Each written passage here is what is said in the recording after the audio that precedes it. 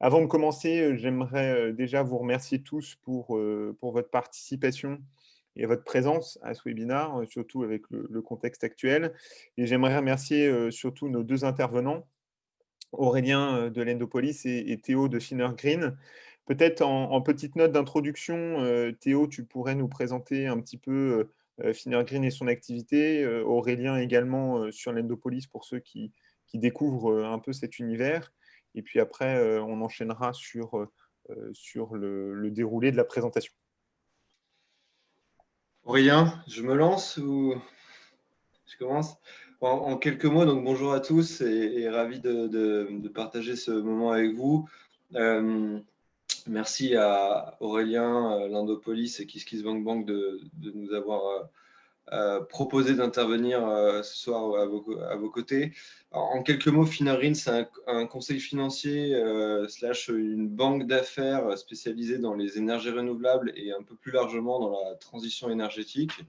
Et donc, à ce titre, on a une activité de conseil auprès de clients, principalement des industriels, des PME indépendantes ou des acteurs financiers actifs dans le secteur des énergies renouvelables et plus largement de la transition énergétique. On va les conseiller lors de transactions financières. On est basé à Paris, on est une équipe d'une cinquantaine de personnes avec des bureaux siège social à Paris et des bureaux en Afrique, en Asie du Sud-Est, à Dubaï, Mexico et à Madrid. Voilà un petit peu pour les présentations de Finner Green. Bonsoir à tous, donc Aurélien Gouraud, je représente l'Endopolis en tant que directeur des opérations et du développement de la plateforme que vous devez tous à peu près connaître. On est filiale de KissKissBankBank, qui est on va dire la plateforme mère et à l'origine de la création de l'Endopolis, et par cet intermédiaire, filiale à 100% de la Banque Postale. Donc l'Endopolis est une plateforme de prêt aux particuliers, aux projets ou aux entrepreneurs, historiquement créés pour financer des TPE-PME sans filtre sectoriel. Et depuis maintenant quelques mois, les activités énergie renouvelable ont pris la majorité de notre activité et représentent aujourd'hui, sur l'année 2020 en tout cas, la totalité des collectes qu'on a pu mener, donc consacrées principalement au photovoltaïque depuis maintenant depuis 18 mois, mais avec quelques projets éoliens, et l'objectif est bien d'élargir le spectre d'intervention de l'Endopolis à d'autres énergies dans les mois à venir. Merci, merci Aurélien. Merci Théo pour ces présentations de l'Endopolis et de Finner Green. Bon, je pense que vous l'aurez tous compris, on est sur des acteurs plutôt axés finance du secteur, mais souvent on le dit, l'aspect financier est un peu le nerf de la guerre. Donc on va vous permettre d'avoir un aperçu du secteur des énergies renouvelables un peu par ce prisme financier. L'idée, c'est également de faire une petite introduction en vous présentant quelques données générales du marché de l'énergie en France actuellement. Après, on redescendra, donc Aurélien et Théo redescendront chacun les technologies, un état des lieux sur les technologies et sur leur marché actuel, que ce soit pour le solaire, pardon, pour l'éolien, et puis également pour la biomasse. Malheureusement, on ne va pas avoir le temps de redescendre toutes les technologies. L'idée, c'est de venir vous aider à débroussailler un petit peu ce domaine qui est intéressant pour beaucoup de gens, mais parfois paraît trop complexe ou trop difficile à atteindre. Et puis de terminer avec quelques perspectives d'évolution sur les énergies renouvelables en France et de manière un peu plus générale également dans le monde.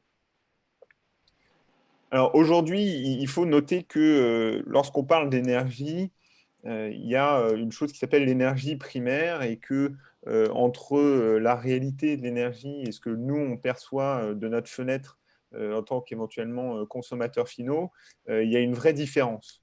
L'énergie primaire représente les ressources globales qui sont utilisées avant transformation, avant utilisation. Donc il y a un certain nombre de processus et l'idée sur ces deux graphiques-là, c'est que vous ayez surtout un ordre de grandeur sur aujourd'hui en France qu'est-ce qu'on est capable de produire comme énergie et en quelle quantité, et puis surtout, qu'est-ce qu'on consomme. On se rend compte que, bien, tout simplement, déjà, on a une consommation qui est supérieure à notre production. Donc, ça vient montrer une dépendance énergétique à l'importation. Cette dépendance se fait surtout à travers le pétrole et le gaz, hein, qui sont deux ressources dont on ne bénéficie pas sur notre territoire et qu'on vient donc chercher à l'international. Vous le voyez, hein, la production nationale est largement couverte par le nucléaire. Je pense que ça n'est pas sans surprise pour vous. Alors, sachez-le, ces données sont publiques. Là, ce que vous envoyez, c'est une interprétation, une traduction.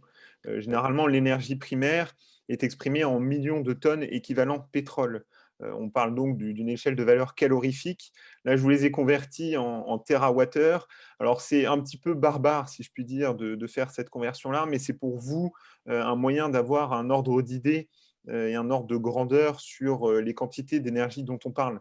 Sachez-le, aujourd'hui, en moyenne, un compteur résidentiel EDF ou Linky présente à la fin de l'année en moyenne généralement 4500 mégawattheures consommés. Donc, c'est pour vous dire les différences d'échelle entre nous, ce qu'on fait au quotidien, et puis la réalité d'énergie sur l'ensemble du territoire. Alors, cette énergie finale, il faut quand même comprendre que entre l'énergie primaire, donc la masse globale énergétique, et derrière ce qu'on peut réellement consommer, eh bien, il y a une déperdition. Il y a une déperdition avec des pertes de transformation, des pertes de transport, puisque entre le lieu de production et le lieu de consommation, il y a une certaine distance à couvrir, et sur cette distance, il y a de la déperdition d'énergie. Et puis, il y a de la consommation qui est non énergétique, excusez-moi, et qui donc ne peut pas être utilisée par les particuliers. Sur cette masse totale d'énergie primaire, sur cette consommation totale d'énergie primaire, il faut se rendre compte qu'il y a grosso modo 57% qui sont uniquement pour d'utilisation derrière finale et donc par les particuliers. C'est extrêmement important parce que ça permet de comprendre que sur le mix global, en fait, il faut raisonner au-dessus de ce que nous, on a et se dire que ce que l'on perçoit au quotidien en tant que particulier, c'est un tout petit peu plus de la moitié de l'énergie nationale.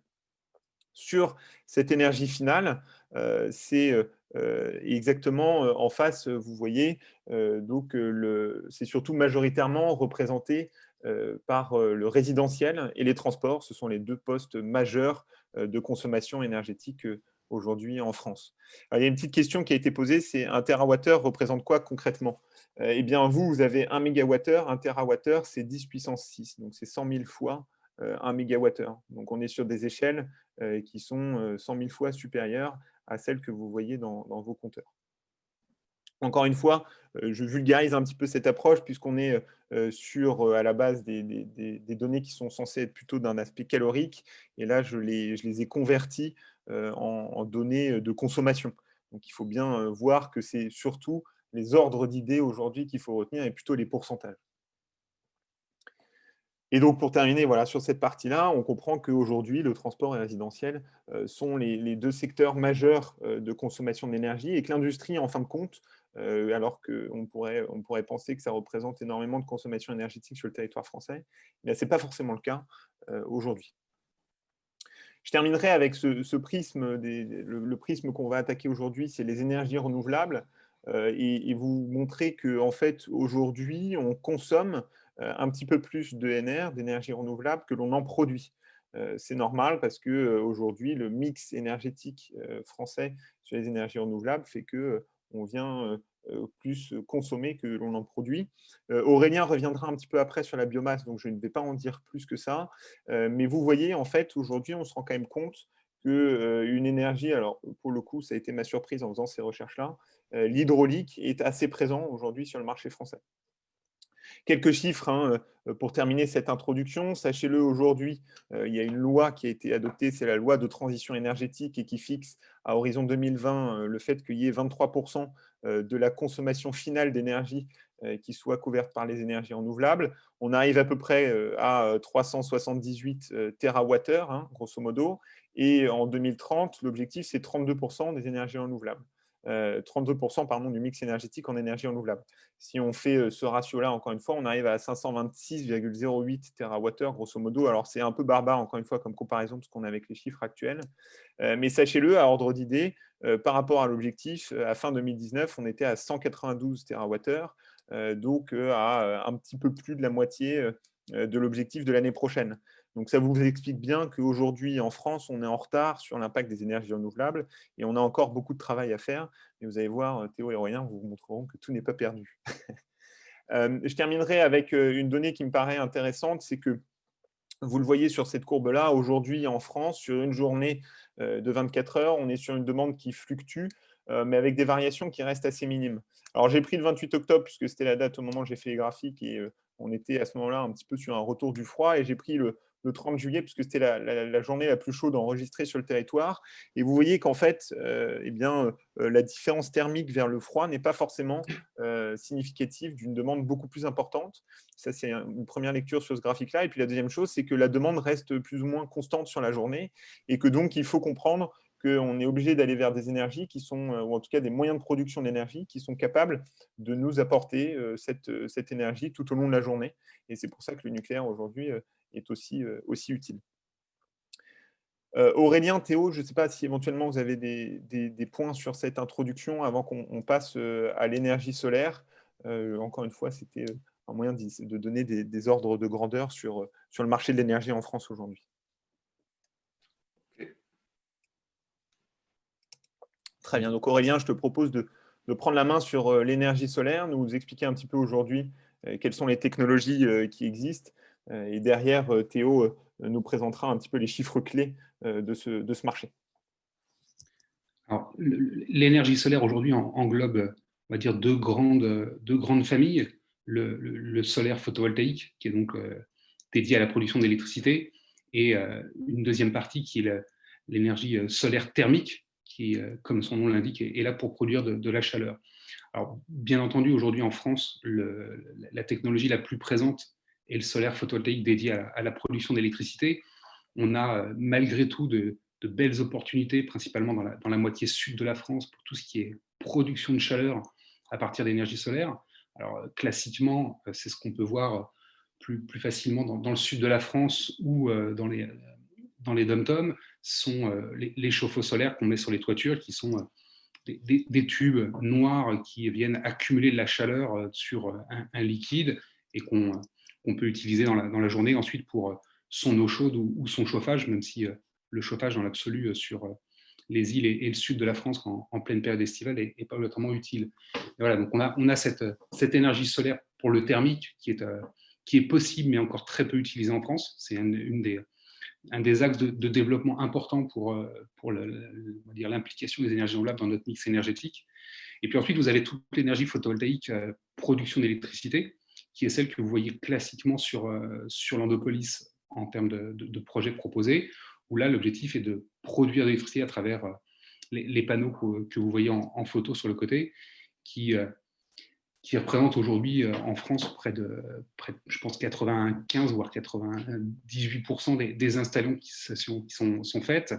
On commence à voir des projets pour le thermique, mais cette technologie reste vraiment la base de toute l'implication solaire dans le mix énergétique français. Alors, vous verrez aussi éventuellement, si vous creusez un petit peu dans les médias, différentes technologies apparaître. Ce sont des technologies qui aujourd'hui sont souvent des technologies dites de laboratoire, donc peu matures, et qui, dans l'absolu, ne permettent pas d'atteindre une rentabilité économique sans soutien public, chose qu'on connaissait il y a 10 ans, qui était très fortement importante pour l'économie et l'installation de centrales solaires et qui prend beaucoup moins de poids maintenant. Si on venait à changer de technologie, on aurait besoin à nouveau de ce soutien public de façon très conséquente. Donc c'est pour ça qu'aujourd'hui, on a très peu de débouchés pour de nouvelles technologies en France, parce qu'on est dans cette logique où on considère que le photovoltaïque a pris son essor et les pouvoirs publics sont plutôt à essayer de développer d'autres technologies et non pas des technologies productrices d'électricité comme le photovoltaïque aujourd'hui. Et donc, certaines questions qui sont envoyées sur le chatter autour de l'hydrogène sous, les soutiens publics vont plus dans ce sens aujourd'hui que sur le développement d'autres technologies liées à la production d'énergie solaire. Voilà un peu pour les grandes catégories liées à l'énergie solaire. Donc, je passe la main à Théo pour qu'il puisse aborder les quelques chiffres et les données économiques liées à ce secteur. Merci Aurélien. Oui, alors bon, l'idée était principalement de planter le décor pour avoir quelques grands repères chiffrés sur ces technologies. Sachez que par rapport à ce que vient de dire Aurélien, on parle ici du solaire photovoltaïque, qui représente la large majorité du secteur solaire, de l'industrie solaire. Le parc installé actuellement est de l'ordre de 10 gigawatts. Donc, on a 10 gigawatts d'installations solaires qui produisent.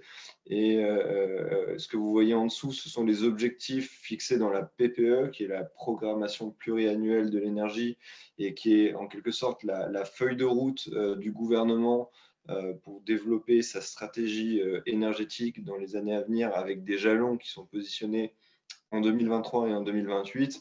Et on voit que en 2023, il faudrait doubler la taille de ce parc pour suivre cette trajectoire, et plus que la tripler, voire la quadrupler à 2028. Donc, comme on l'a justement fait remarquer un peu plus tôt, on n'est pas forcément en avance sur ces objectifs. Les jalons et les calendriers d'appel d'offres pour mettre en place de nouvelles puissances sont en place, mais on ne peut pas prendre de retard et on n'est pas bien en avance.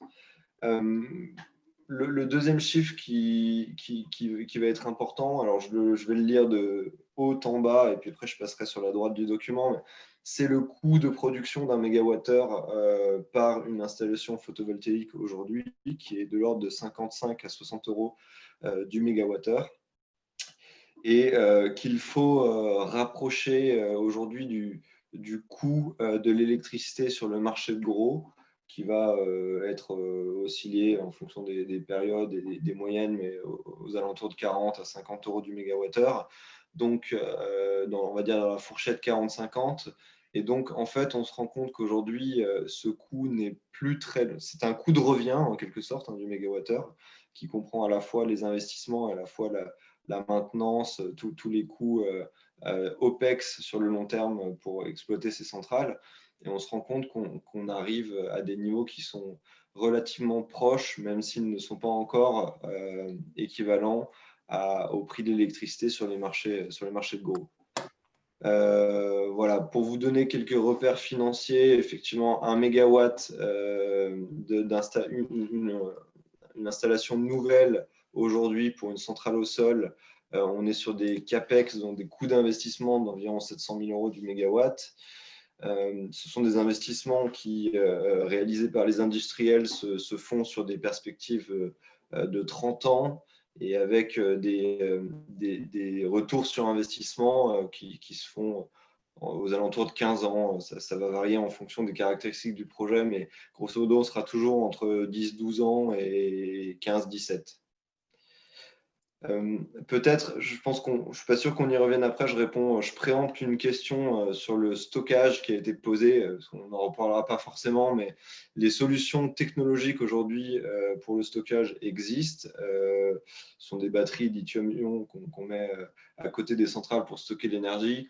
La vraie question est plus du modèle économique lié au stockage, parce que installer des batteries va avoir un coût, et donc il faut que d'une manière ou d'une autre que ce coût puisse être amorti via un modèle économique pérenne, et les questions et les enjeux vont plus aujourd'hui être autour du modèle économique que de la technologie puisqu'elle est disponible.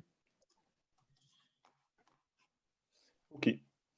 Merci Théo pour ces quelques chiffres. Je pense que ça sera surtout intéressant de les comparer éventuellement avec l'éolien et les autres technologies et pouvoir mettre un peu en relief cette partie-là. Aurélien, peut-être que tu souhaites un petit peu commenter les acteurs majeurs en fonction des différentes technologies, etc., avant qu'on passe à la technologie suivante. Alors, voilà, on souhaitait s'attarder un tout petit peu sur les acteurs que vous voyez régulièrement faire appel à nous sur les différentes collectes de l'Indopolis. Il faut comprendre une chose, c'est qu'aujourd'hui, selon la taille des projets que vous vous souhaitez accompagner. Certains projets, c'est-à-dire les projets les plus petits, en dessous de 100 kW de puissance, bénéficient d'un guichet ouvert, c'est-à-dire qu'en fait, ils constituent leur dossier et obtiennent un tarif directement qui est un tarif public et qui est le même tarif pour tout le monde. Et à partir du moment où vous passez une certaine taille de centrale, vous rentrez dans des systèmes d'appel d'offres. Et aujourd'hui, pour le photovoltaïque, vous avez trois grands groupes d'appels d'offres. Vous avez un appel d'offres qui est dédié aux centrales dites au sol, un deuxième qui est dédié aux bâtiments et les serres et tout ce qui est ombrière de parking, et puis une troisième famille qui concerne la famille innovation. Je vais m'attarder un tout petit peu après sur la partie innovation et reprendre les trois grandes familles. Donc la partie sol, qui aujourd'hui, bien sûr, constitue les principaux actifs. Et là, je me permets de répondre à une des questions sur ce qui est friche industrielle. Et friche, on va dire, en termes de sol, c'est la famille qui est, bien sûr, très concernée par ce sujet. Et c'est un des critères dans l'appel d'offres qui permet de retenir certains dossiers. La grande majorité des projets aujourd'hui concernent des terrains qui sont des friches et en aucun cas des terrains dédiés à l'agriculture qui seraient transformés en centrales photovoltaïques. Donc on voit que le groupe Engie est l'acteur leader en France, suivi de peu par Total et Urbasolar un tout petit peu derrière avec EDF qui suit.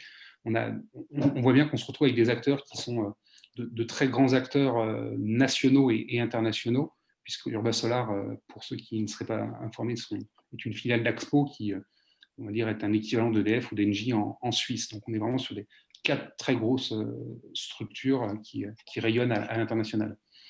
Sur la partie bâtiment, on est mécaniquement sur des centrales qui sont plus petites, puisqu'on couvre des surfaces restreintes. Et là, on retrouve des acteurs qui sont plus de taille de TPE, PME, donc Total, Amarenco, parce qu'il y a une joint venture entre les deux groupes, et c'est bien Amarenco qui développe tous les projets sur le territoire, et Technique Solaire, que vous avez eu aussi l'occasion de voir sur notre plateforme.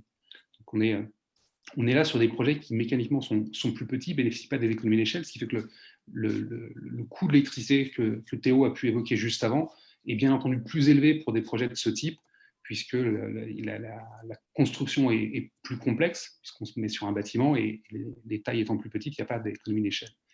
La troisième famille concerne l'innovation. Alors, l'idée de cet appel d'offres qui a été généré par l'État français n'est pas d'accompagner en tant que tel de nouvelles technologies, parce que l'écart de prix serait trop conséquent et les dossiers ne seraient pas obligatoirement retenus, même si on en a quelques-uns malgré tout. L'idée est plus de faire de l'innovation autour des business models et sur la façon d'installer les centrales. Donc, ça va être éventuellement des projets avec du stockage, comme on l'évoquait juste avant, ou des projets mêlant l'agriculture à la production d'électricité, qui sont des projets qu'on appelle d'agrivoltaïsme. On va mixer les deux, soit avec de l'élevage sur la même parcelle que la production d'électricité ou de la culture. Sener, par exemple, a des schémas où ils permettent de faire pousser de la vigne sous les ombrières sans que ces dernières souffrent trop de chaleur extrême, comme on peut le connaître au cours des étés précédents dans le sud de la France. Voilà. L'idée, c'était de vous dresser un petit peu ces trois grandes familles, sachant que les volumes traités, bien entendu, sont bien plus conséquents pour le sol, et donc mécaniquement, les collectes que vous pouvez voir sur la plateforme sont d'autant plus importantes en termes de montant quand on traite des centrales au sol. Merci Aurélien pour ce point. Je vous propose qu'on passe à l'éolien et éventuellement on rentrera un petit peu plus dans le détail des questions, etc. après. L'idée, c'est quand même de redescendre un peu les différentes technologies. Aurélien, je te redonne la parole sur aujourd'hui les différentes technologies, s'il y en a d'ailleurs, qui sont disponibles sur l'exploitation des vents en France. Alors, concernant l'énergie éolienne, à la différence du photovoltaïque, où il y a encore beaucoup de recherche et développement sur de nouvelles technologies qui auraient des rendements plus élevés que le panneau classique avec du silicium comme on l'utilise, l'éolien est un secteur qui reste, je ne vais pas dire assez conservateur, mais les technologies évoluent à la marge. On reste toujours sur classiquement un mât avec 3 pales, même si on a vu à certaines époques des technologies un petit peu différentes. Elles ont à ce jour complètement disparu, en tout cas ne sont plus du tout industrialisées. La grande différence que vous pouvez trouver dans le secteur éolien, c'est la façon dont vous allez implanter les éoliennes. Donc on parle d'onshore et d'offshore pour, bien sûr, des centrales au sol, qui sont celles que vous pouvez voire assez classiquement, et celles qui sont en mer, sachant qu'en mer, vous allez avoir deux familles. Une première où les éoliennes sont vraiment au contact du sol sous la surface de la mer, donc vraiment avec du forage, et d'autres qui sont flottantes, où l'éolienne est posée sur une barge et subit les aléas des marées et des vagues. Vous avez voilà, ces deux grandes familles, onshore, offshore, à terre ou en mer, et puis en mer, deux façons d'installer l'éolienne qui ont bien entendu des impacts en termes de coûts, et qui aujourd'hui sont plus ou moins matures selon les technologies. La partie avec des forages dans le sol sont assez répandus sur le nord de l'Europe, là où le flottant commence à apparaître. On a, et de façon assez surprenante en France, 2 projets en flottant qui servent de test sur la façade atlantique et en Méditerranée, là où aujourd'hui il n'y a pas encore une seule éolienne en mer d'installer sur les côtes françaises.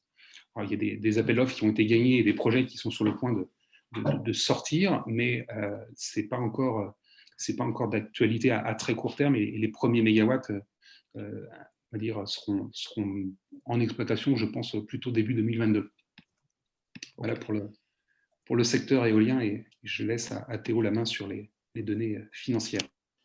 Alors, un petit peu de la même manière que précédemment, l'idée est de se donner un petit peu des repères. Le parc éolien en France est aujourd'hui de 17 gigawatts installés à date, avec des objectifs de PPE en 2023 et en 2028 de 25 et 35. Donc, on est aussi un petit peu en retard, même si relativement parlant, par rapport au solaire, on est un petit peu moins en retard. En termes de prix de revient ou de coût de revient du mégawattheure produit par l'éolien, alors là on parle vraiment de l'éolien, pardon, mais ces chiffres valent pour l'éolien onshore, donc tout ce qui est installé sur Terre, et exclut tout objectif et toute considération d'éolien offshore, que ce soit flottant ou ancré. On est sur un coût de revient de 60 à 65 euros du mégawattheure. Sur le dernier appel d'offres, on était proche de 60 euros.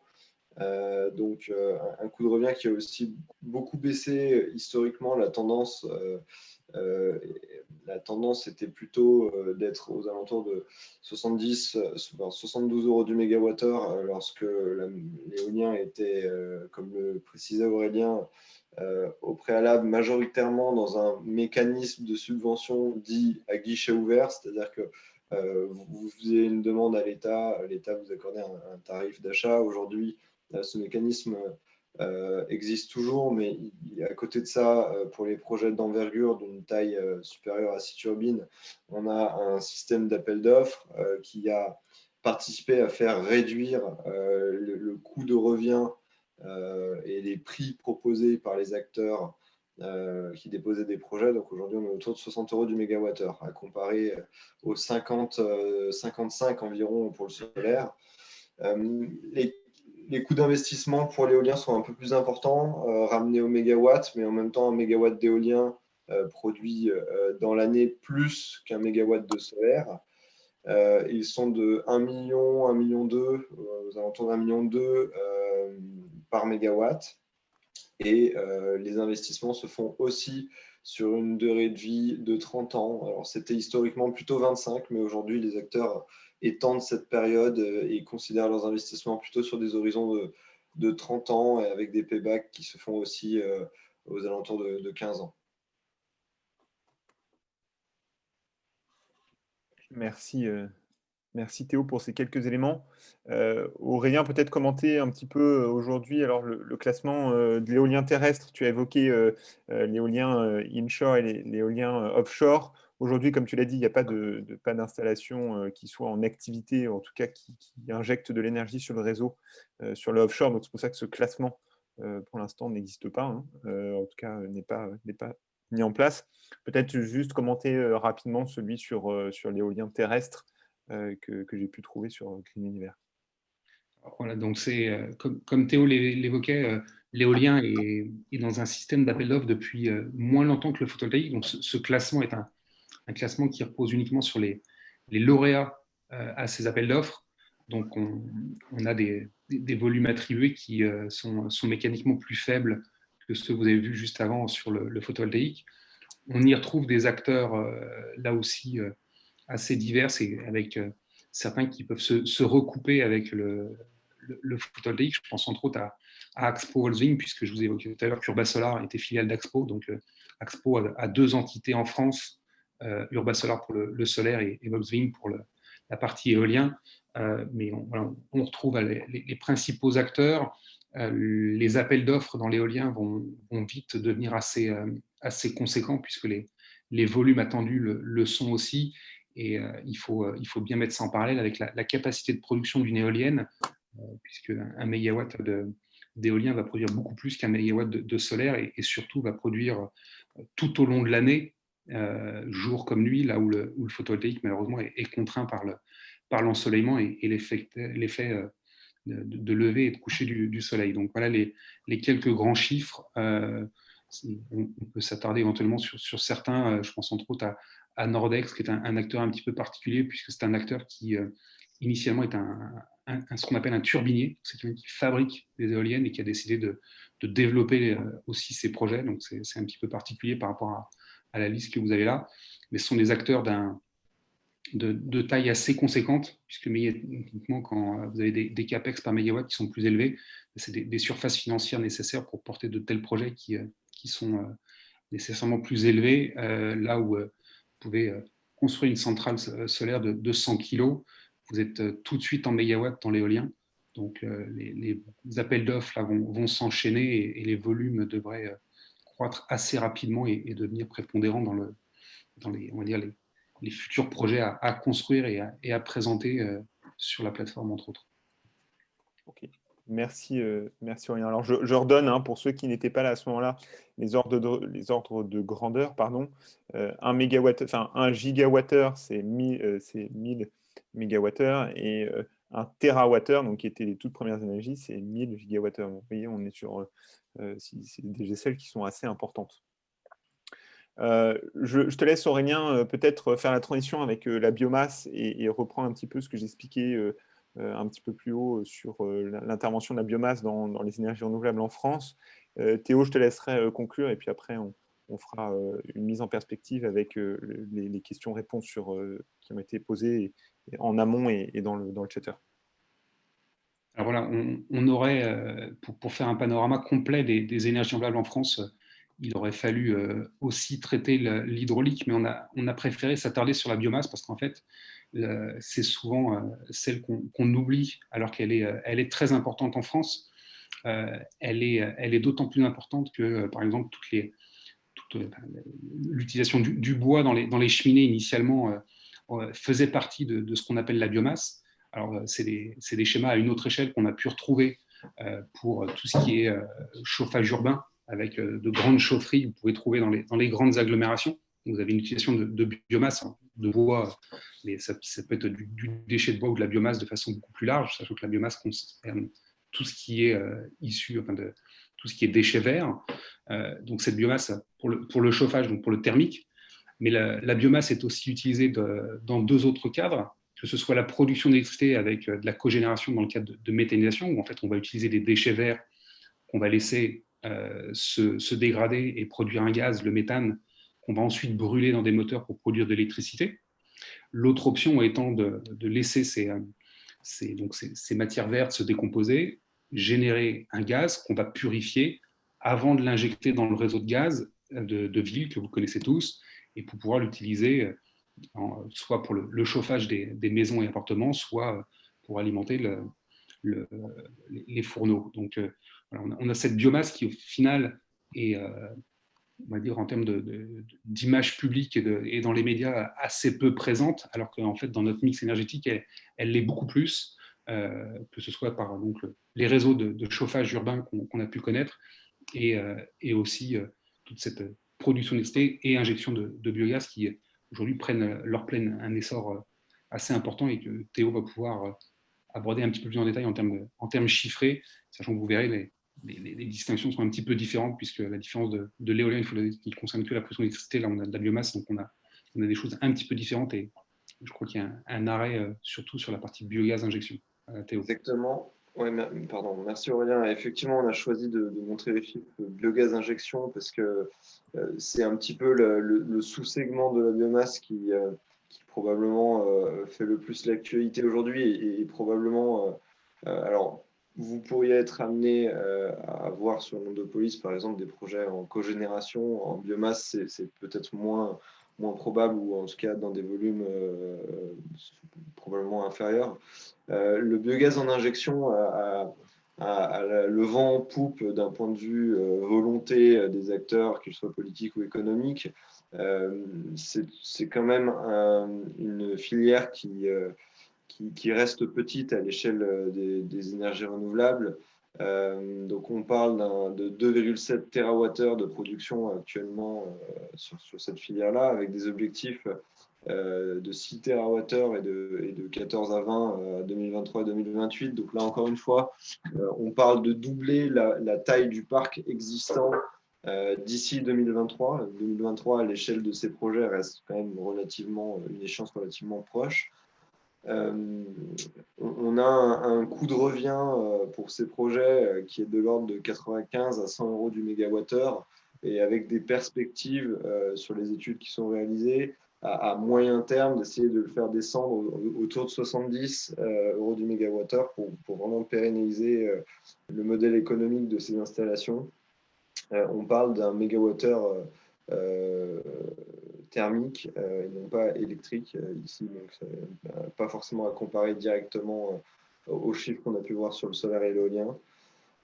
Une installation, pour vous donner, on va avoir 3 segments principaux sur cette filière, hein, les petites installations agricoles, l'installation agricole de taille un peu plus importante qui va, on va dire, fédérer plusieurs exploitations agricoles aux alentours, qu'on va appeler installation agricole territoriale. Et on va avoir des projets de taille encore plus importante qui vont, eux, fédérer plutôt des filières industrielles de déchets organiques autour du projet.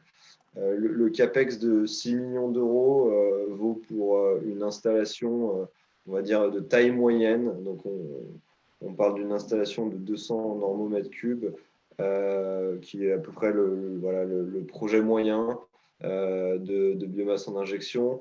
On est sur ce qu'il faut avoir bien en tête, c'est comparé au solaire et éolien, on est sur un risque industriel qui est un petit peu plus compliqué parce qu'on a du procédé industriel, comme le décrivait Aurélien. On est sur des choses qui ont des incertitudes ou des aléas de fonctionnement qui sont probablement un peu plus grands et importants que le solaire et l'éolien. Des investissements qui se font sur des durées de vie de 15 à 20 ans et avec des retours sur investissement qui sont espérés entre 7 et 10 ans et probablement une perspective de risque, si on le regarde d'un point de vue financier, qui doit être un tout petit peu supérieur au solaire et à l'éolien, du fait du sous-jacent industriel et de son incertitude. Ok, merci Théo pour ces éléments. Si je devais du coup résumer un petit peu ce que vous avez dit sur les 3 technologies, hein, vous me dites si jamais je fais fausse route, mais grosso modo, on est sur l'éolien avec une technologie qui est peut-être plus lourde en termes de financement, mais qui a une rentabilité énergétique peut-être un petit peu plus importante. Le solaire qui manque un peu de lancer sur le territoire français et qui éventuellement pourrait aller un peu plus loin. Le biogaz en injection qui représente une belle alternative. Sur ces projets-là, c'est vrai qu'on n'en a pas du tout parlé. Peut-être éventuellement faire un panorama sur les 3 de la lourdeur administrative, éventuellement la durée que prend un projet entre le moment où il dégère et le moment où l'actif est raccordé au réseau et qui commence à injecter de l'énergie, d'électricité sur le réseau, lequel serait le plus long à avoir le jour et lequel le plus court pour que les gens puissent peut-être avoir un panorama là-dessus. Sur la partie développement, disons que le photovoltaïque peut être très rapide. Si on prend les plus petites centrales, entre le moment où l'idée vous vient et le moment où la centrale peut être en exploitation, on pourrait quasiment tomber à 1 an. C'est très optimal, mais c'est techniquement faisable.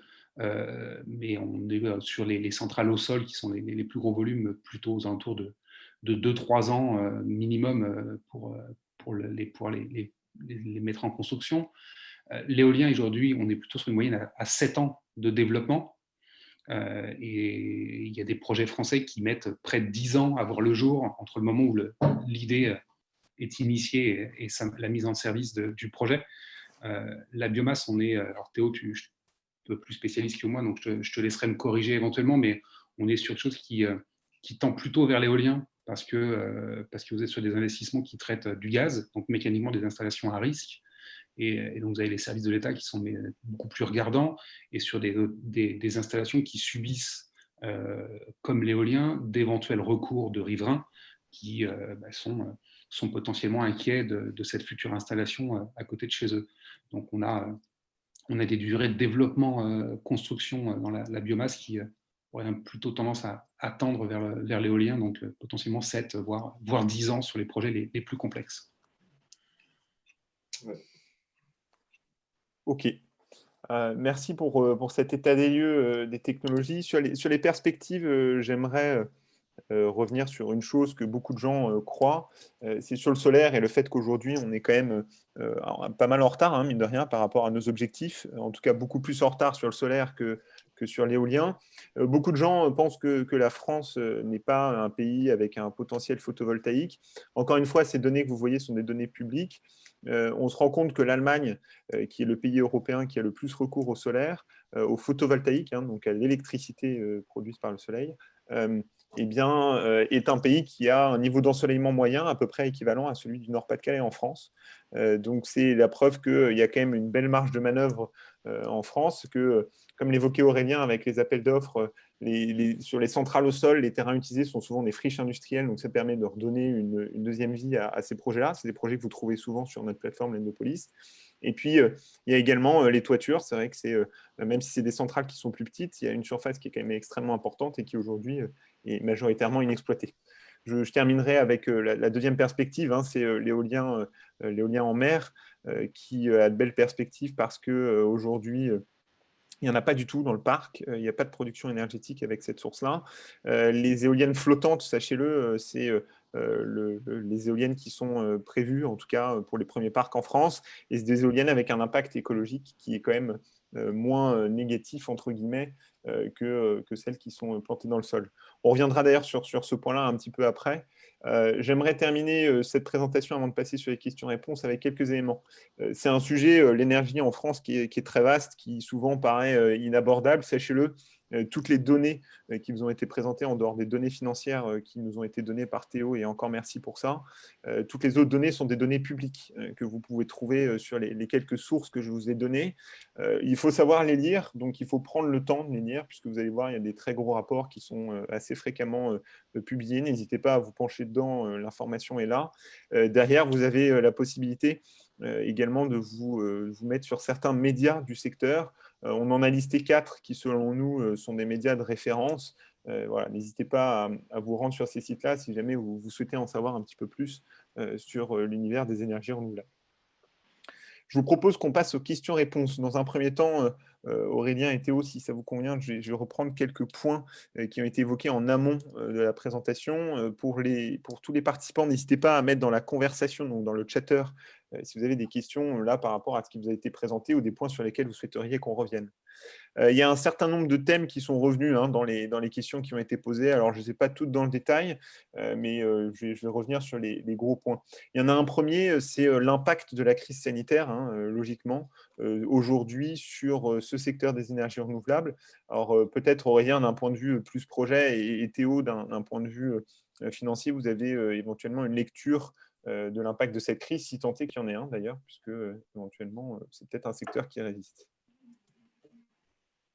Théo, peut-être pour commencer sur un... L'impact, le premier impact qui est celui qui est vrai pour le secteur, mais aussi pour d'autres, comme le BTP, etc., ça a été des retards importants dans les chantiers, notamment surtout autour du premier confinement, parce qu'aujourd'hui, les chantiers ne sont pas arrêtés. pendant le premier confinement, ils l'ont été. Et donc, comme on est sur un secteur qui a une perspective de croissance avec des nouveaux volumes qu'il faut mettre en service tous les ans pour notamment aller atteindre les objectifs de la fameuse PPE, ce confinement a fait prendre du retard à l'intégralité de la filière, que ce soit solaire, éolien, principalement dans l'avancée des chantiers pour installer une nouvelle capacité. Donc, c'est le premier impact. Et le deuxième impact a été sur les prix de l'électricité, puisque pendant le confinement et à un moment où l'activité économique est fortement ralentie, la demande n'est plus du tout la même. Et donc, il y avait des forts impacts sur les prix de l'électricité. Étant donné le mécanisme et la manière dont sont conçus les soutiens à ces énergies, ce n'est pas un impact qui a porté préjudice à la rentabilité des installations, puisqu'aujourd'hui, on est majoritairement sur des installations qui sont subventionnées où on a un mécanisme de subvention qui s'appelle un contrat, un complément de rémunération, un contrat de différence, où les variations du prix de l'électricité vont être compensées en plus ou en moins par l'État. Donc économiquement, l'impact est plutôt sur le retard des chantiers pour tous les acteurs de la filière. Ok. Aurélien, est-ce qu'éventuellement tu vois quelque chose à ajouter Alors, juste pour bien comprendre, pour des personnes qui ont investi sur des projets qui étaient sur le point d'être mis en service ou qui étaient déjà en service, l'impact de la crise sanitaire est, en tout cas pour les projets qui étaient déjà en exploitation, parce que ceux qui devaient être mis en service ont pris éventuellement un petit peu de retard, comme Théo vient de le décrire. Ceux qui étaient en exploitation, l'impact était malgré tout très limité, puisque pour une centrale solaire, l'intervention humaine est extrêmement limitée, si ce n'est pour les phases de maintenance qui peuvent intervenir tous les 6 mois, par exemple. Mais une centrale solaire peut fonctionner complètement et être pilotée à distance sans enfreindre les règles de confinement qu'on avait au printemps. Donc, sur le solaire, c'était extrêmement simple et en aucun cas préjudiciable pour l'exploitation des centrales. Sur l'éolien, il y a éventuellement un petit peu plus de nuances. Pour une raison qui est toute simple, c'est que la maintenance et l'entretien d'un parc éolien est mécaniquement un petit peu plus lourd. C'est de la mécanique, donc vous pouvez avoir une casse qui nécessite l'intervention humaine, ce qui arrive beaucoup moins dans le photovoltaïque. Donc il y a éventuellement quelques parcs en France qui l'ont un petit peu suivi, mais ça reste extrêmement marginal. Donc ce sujet exploitation était fortement résilient par rapport à la situation qu'on a connue, et c'est une grande différence par rapport aux autres modes de production d'électricité et dans l'énergie dans sa globalité. C'est qu'on a des énergies renouvelables qui sont capables de fonctionner sans intervention humaine, et c'est quand même quelque chose de très important dans l'aléa dans lequel on est en train de vivre. Ok. Du coup, Aurélien, je vais aller un peu plus loin dans ce que tu as présenté. Si je mets tout ça en relief, on comprend que, mine de rien, en fait, tous ces actifs-là, ça reste quand même assez sécurisé dans une situation de crise sanitaire parce que, en fait, ils sont pas impactés, hein. Comme tu le disais, tant que la centrale, elle est construite et installée, elle produit de l'énergie, donc il n'y a pas d'inquiétude là-dessus. Est-ce qu'éventuellement, Théo, vous avez constaté à la suite de cette crise sanitaire peut-être une évolution des équilibres de financement et des acteurs qui interviennent sur ces projets-là? Peut-être des banques qui, à la base, prenaient peut-être des parts moins importantes, se sont dit que c'était plus ça restait quand même extrêmement sécurisé, se sont peut-être plus dirigés sur ce type de financement ou pas particulièrement? Alors oui, effectivement, on a eu un petit coup de frein, une prise de recul des banques qui financent la construction de ces actifs-là au moment principalement du premier confinement. C'est plutôt une réaction de recul et de regarder un peu ce qui va se passer. Les coûts de financement bancaire ont augmenté de quelques points de base, mais on parle vraiment de peu de choses par rapport à l'équilibre de tout ça. Ça n'a pas augmenté suffisamment pour remettre en cause tout le pipeline de projets qui était prévu d'être financé pour débuter les constructions. Donc on a eu un peu une réaction en pic avec un rétablissement un petit peu qui s'est fait dans les quelques semaines pendant et après le confinement.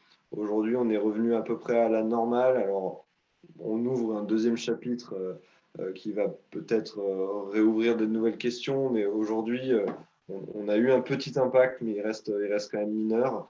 Les projets sont toujours là, même s'ils ont pris un peu de retard. Encore une fois, les ambitions de nouveaux volumes de la PPE n'ont pas changé. Donc, et les liquidités sur le marché sont toujours bien présentes en quantité importante. Pas des petits mouvements de réaction, mais on n'anticipe pas un énorme choc sur le coût des financements. Ok, ça marche. Merci beaucoup. Alors, il y a une question, il y a pas mal de questions également qui sont revenues sur le niveau de rendement de ce type de structure. Alors, tu en as un petit peu parlé avec Théo, avec tes chiffres. Si j'ai bien compris, on est grosso modo sur des investissements qui sont plutôt long terme, hein, pour ces entreprises-là, puisqu'elles y voient une rentabilité généralement à partir de 12-15 ans d'exploitation. Est-ce que éventuellement tu veux faire un commentaire supplémentaire? Il y avait une question qui était posée surtout sur le rendement pour les structures des particuliers. Je ne sais pas si éventuellement tu as une visibilité là-dessus ou pas. Alors, je ne suis pas sûr de comprendre la question par rapport aux particuliers. Alors, je pense que la question était de savoir, est-ce que si moi, en tant que particulier, j'installe éventuellement un complexe solaire, enfin, ou des panneaux solaires sur ma toiture, est-ce que derrière, il faut que j'attende à ce que l'investissement soit épongé en 10-12 ans, comme ces acteurs privés qui font des grosses infrastructures, ou pas du tout? Et d'ailleurs, tu n'as peut-être pas de visibilité là-dessus. Peut-être J'ai qu'Aurélien en a une, je ne sais pas. une visibilité peu à jour sur un investissement de ce type, parce que ce n'est pas forcément ce qui nous occupe tous les jours, mais effectivement, les tarifs d'achat pour des petites installations sont plus importants que pour des installations industrielles, et donc ne réagiront pas tout à fait aux mêmes équilibres que ceux communiqués un peu plus tôt. On peut imaginer des retours sur investissement qui sont un peu plus courts que les 15 ans mentionnés. Pour des investissements d'un particulier, par exemple, qui va vouloir mettre des panneaux sur sa maison.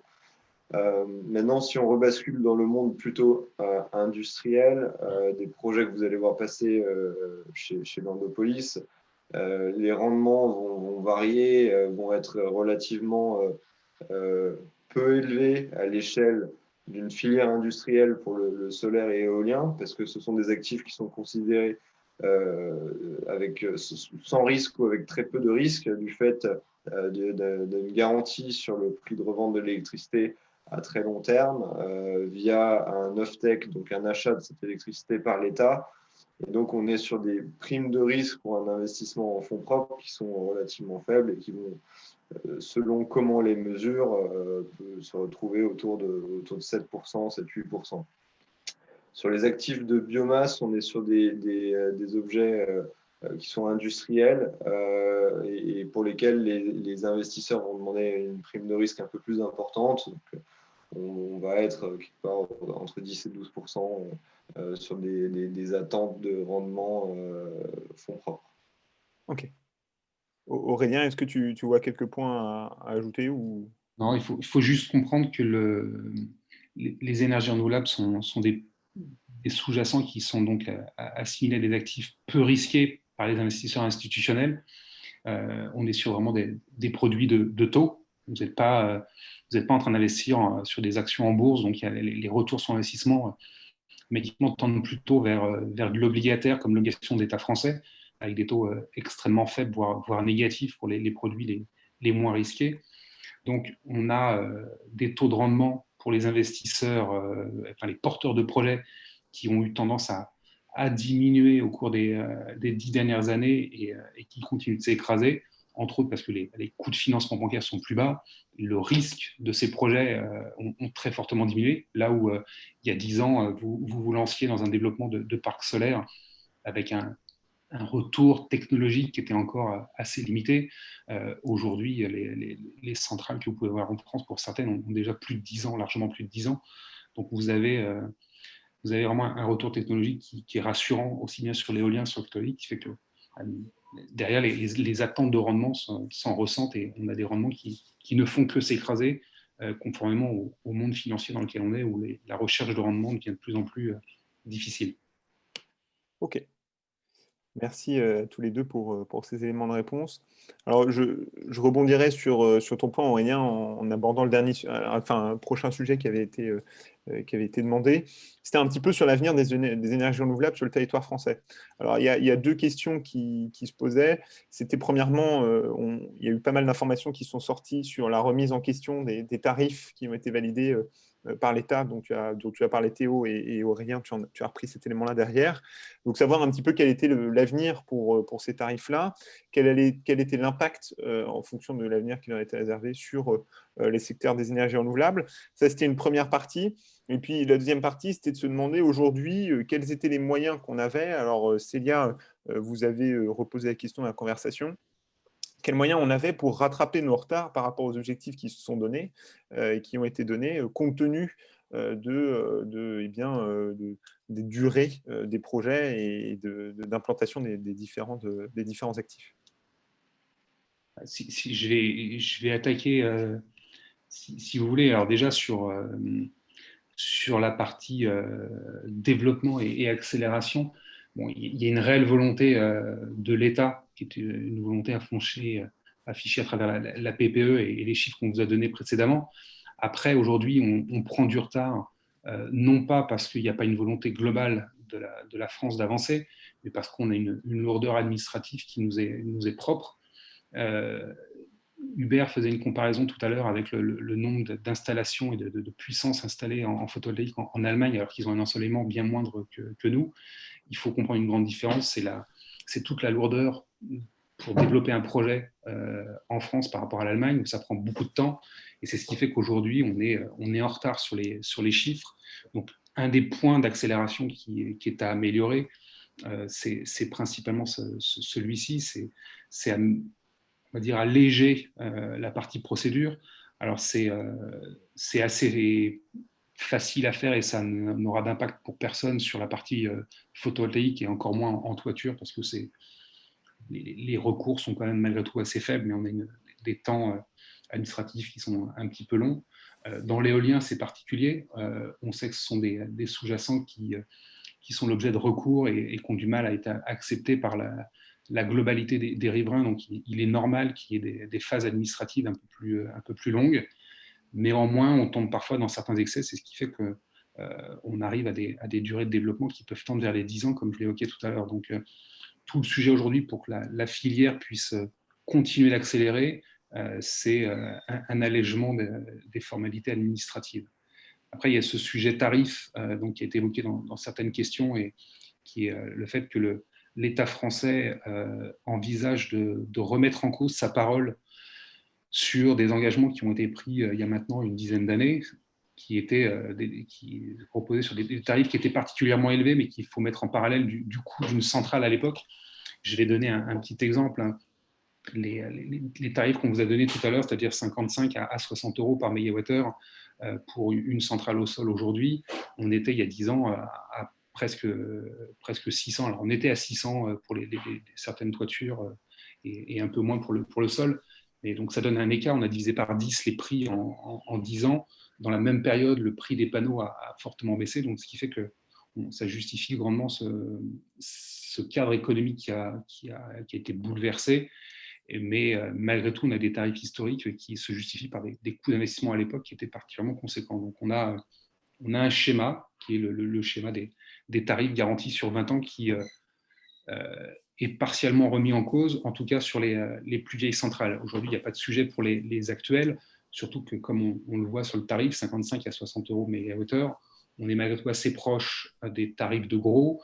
On est pas très loin du coût du nucléaire français et inférieur au coût des EPR, entre autres Flamanville, qui fait la une de la presse assez régulièrement. Donc on a un secteur des ENR qui économiquement peut continuer à vivre même si on avait une remise en cause des tarifs parce que ça reste, en tout cas pour le solaire, la technologie qui a le plus bas coût aujourd'hui de production d'électricité et l'éolien tend dans la même direction. Donc si on avait une remise en cause demain de l'intégralité des tarifs pour les nouveaux projets, je pense qu'on aurait un nouveau monde et il y aurait un peu de temps pour tout réorganiser, mais c'est clairement pas impossible. Et encore une fois, ça ne concerne pas aujourd'hui les projets qui sont présentés sur l'Endopolis, puisque les projets objets de cette renégociation des tarifs sont des tarifs portant sur des centrales assez vieilles, qui ont maintenant plus de 10 ans, et qui, à l'époque, l'Endopolis n'existait pas et n'a pas accompagné ces projets. Donc voilà, j'ai une petite réponse assez large sur différentes thématiques. Merci Aurélien. Alors, Théo, je vais te donner la main sur la prochaine question. J'en profite pour indiquer que voilà, tous ces tarifs de rachat avaient à l'origine été quand même fortement encouragés par l'État et par la volonté du ministre de l'époque, M. Borloo, de développer une filière photovoltaïque en France.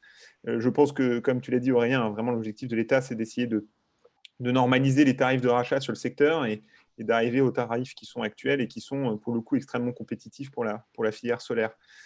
Dans tout ça, Théo, on voit quand même qu'il y a beaucoup d'interventions de l'État. Il y a pas mal de questions qui sont revenues sur quel est l'avenir des énergies renouvelables avec cette présence des subventions. Alors, est-ce que c'est une idée reçue, c'est-à-dire est-ce qu'en réalité, l'État intervient assez peu dans le financement de ces projets-là, ou est-ce que le secteur est quand même très largement soutenu par l'intervention de l'État? Et si c'est le cas, qu'est-ce qui peut se passer si jamais l'État décide de se retirer? Et par rapport aux autres pays dans le monde, comment on se situe sur cette échelle-là? Alors, je ne sais pas si tu as toute cette vision-là, évidemment, mais peut-être que tu as certaines clés de réponse. Alors, aujourd'hui, je vais faire une réponse duale en prenant les deux opposés du spectre sur cette question, que sont le solaire et l'hydrogène, parce qu'il y a eu des questions sur l'hydrogène. Sur le solaire, comme on l'a montré, le coût de revient d'un mégawattheure solaire est de l'ordre de 55 € du mégawattheure, quand les prix de gros sont prenant une moyenne autour de 45. Et le fonctionnement des subventions de l'État actuellement, grosso modo, consiste à payer la différence entre le prix de gros et le prix de 55 € qui est nécessaire pour justifier un investissement. Ça représente des montants de subventions par l'État que je n'ai pas en tête, mais qui restent relativement mineurs pris annuellement sur les volumes dont on parle, par rapport à ce qui a été fait pour en arriver là aujourd'hui et développer les 10 gigawatts, si on prend le solaire, les 10 gigawatts qu'on a actuellement sur le territoire français. Donc, si l'État devait arrêter du jour au lendemain de subventionner les nouveaux projets, on a effectivement la différence entre ces 55 et les 45 qui sont le prix de marché qui pourrait nous poser problème, mais on imagine que ça viendrait avec un assouplissement de certaines règles qui permettraient de notamment choisir les panneaux qu'on utilise, parce qu'aujourd'hui, les panneaux utilisés pour faire des investissements sont soumis à des contraintes de bilan carbone et donc doivent respecter certaines règles et donc sont pas forcément les plus bons marchés sur le marché international. On imagine qu'à peu de choses près, sans le soutien de l'État sur le solaire, on est à quelques années tout au plus d'avoir quelque chose qui fonctionne très bien de manière autonome, c'est-à-dire sans subvention et qui trouve son rationnel économique. Si on se compare avec d'autres marchés qui nous entourent, c'est d'ores et déjà le cas en Espagne, en Italie, où ils ont des irradiations solaires qui sont supérieures et donc qui permettent de produire plus pour un niveau d'investissement qui est le même. Et donc, voilà, en France, on n'est pas tout à fait là, parce qu'on a un peu moins de soleil qu'en Espagne et en Italie, mais on n'en est quand même pas très loin.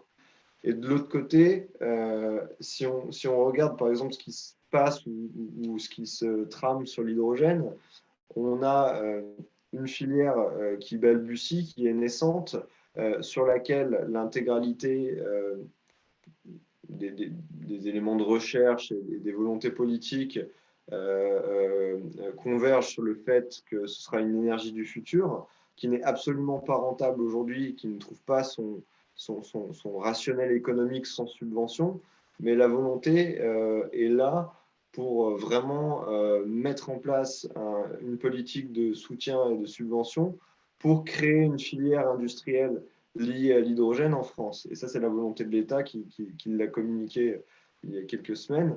Et donc, on a vraiment un switch et un changement qui se bascule, qui s'est fait il y a 10 ans environ sur le solaire.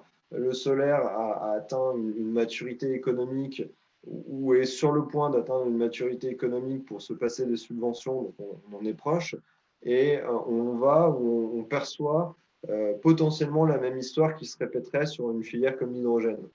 Donc oui, on a toujours besoin du soutien de l'État. Sur le solaire, encore un petit peu, et sur l'éolien aussi, hein, mais si je prends l'exemple du solaire, encore un petit peu pour finir cette transition et cet accompagnement de la filière vers quelque chose qui fonctionne de manière autonome, sans soutien de l'État économiquement.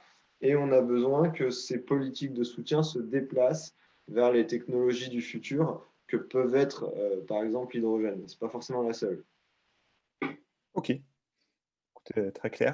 Si je dois résumer, du coup, il faut bien voir l'État comme un tuteur de croissance des technologies et qui a comme objectif, si je comprends bien, qu'à terme, les secteurs et les milieux soient totalement autonomes entre rendement, financement, etc.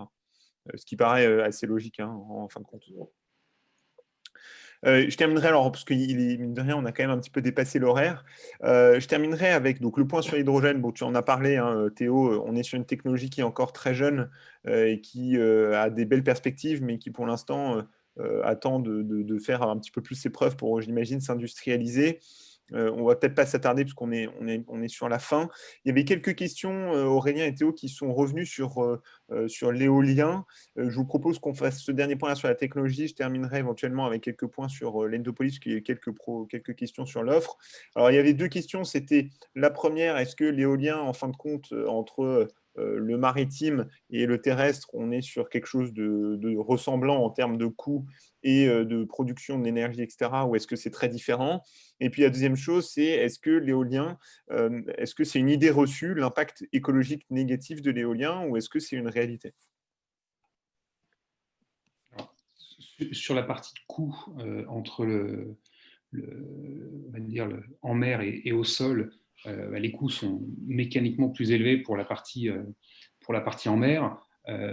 C'est quand même fortement diminué par un élément qui est important, c'est le fait que le vent est beaucoup plus continu en mer par rapport au sol. Il faut comprendre une chose, c'est que les courants de vent sont très rapidement perturbés par le moindre bâtiment, par une forêt. Donc, quand vous installez un parc éolien au sol, vous devez vraiment étudier tout l'environnement pour voir quels sont les impacts. Là où quand vous êtes en mer, bien entendu, vous n'avez aucune perturbation dans les courants maritimes, on va dire, d'air. Donc, vous avez une production qui est beaucoup plus régulière, beaucoup plus importante. Et entre autres, il faut aussi tenir en compte d'un élément, c'est que les puissances de machines sont plus élevées pour les parcs éoliens en mer qu'au sol. Donc, aujourd'hui, le prix de revient d'un mégawattheure est plus élevé en mer, mais il aura tendance à diminuer dès que la technologie aura été complètement industrialisée. Elle est bien avancée en Europe du Nord et en France, il y a encore quelques contraintes qui font que c'est un peu plus cher, mais à terme, on doit avoir des prix tout à fait compétitifs sur l'éolien en mer. Sur les perturbations, on va dire, écologiques, on ne peut pas les écarter complètement ou les nuancer, mais il faut bien avoir en tête que dans le cadre d'un développement de projets éoliens, les études sont extrêmement lourdes, que le préfet et les services de l'État sont très regardants sur les études d'impact. Et ce sont des études d'impact qui concernent aussi bien la faune, la flore, et aussi les riverains qui sont potentiellement assez proches des parcs, même si une limite en France à 500 mètres. Donc, oui, il y a un impact, mais il est complètement pris en compte dans les autorisations qui sont accordées, que ce soit bien la faune, la flore ou les riverains. Donc, tout ça est traité en amont par les services de l'État et les développeurs de projets l'intègrent dans toute cette phase de développement qui est relativement longue. Ok. Merci beaucoup, Aurélien. Je ne sais pas si Théo, tu vois quelques informations à ajouter. Non, je pense que c'était complet. Ok, merci beaucoup. Je terminerai rapidement. Il y a eu quelques questions sur le produit l'Endopolis en particulier. Alors, il y a eu la question de la défiscalisation. Sachez-le, aujourd'hui, ça n'est pas prévu. Il est considéré par l'État que les placements sont déjà assez attractifs comme ça pour pas avoir à être en plus donné accès à de la défiscalisation. Donc, il n'y aura pas cet élément-là disponibles. Il y a eu la question également sur des projets également éventuellement intégrables à des PEA ou des PEA-PME. Alors, ça le sera à terme, évidemment, puisqu'on est sur les derniers placements sur des placements sous la forme d'actions non cotées et qui seront donc intégrables à ces supports-là. On tiendra évidemment au courant toute notre communauté lorsque ce sera possible et faisable. Et il y a une dernière question. C'est vrai qu'on n'a pas du tout abordé ce sujet, Théo et Aurélien, qui était sur les collectes réservées géographiquement. Alors qu'il y a Christophe Passinetti qui nous demande si on arrêtera ces collectes-là chez l'Endopolis. Alors sachez-le, je vous donne l'information en avant-première, on aura dans quelques jours une collecte nationale, donc ouverte à l'ensemble du territoire, qui sera disponible. N'hésitez pas à regarder. Sachez que ces collectes géographiquement limitées, en fait, sont liées, comme l'ont évoqué Aurélien et Théo, à des appels d'offres, et que dans le cahier des charges de ces appels d'offres-là, en fait, l'intervention des particuliers doit être limitée aux personnes résidant dans le département d'implantation ou dans les départements limitrophes. Je vois qu'un certain nombre de personnes nous quittent. Il est largement l'heure puisqu'on a bien dépassé. Théo a dû nous quitter. Je tiens à le remercier encore une fois pour son intervention. Merci Aurélien également pour ton temps et pour ses réponses et ses éclaircissements sur le secteur des énergies renouvelables. Voilà, merci à tous. Je vous souhaite à tous une très belle soirée et je vous dis à très vite.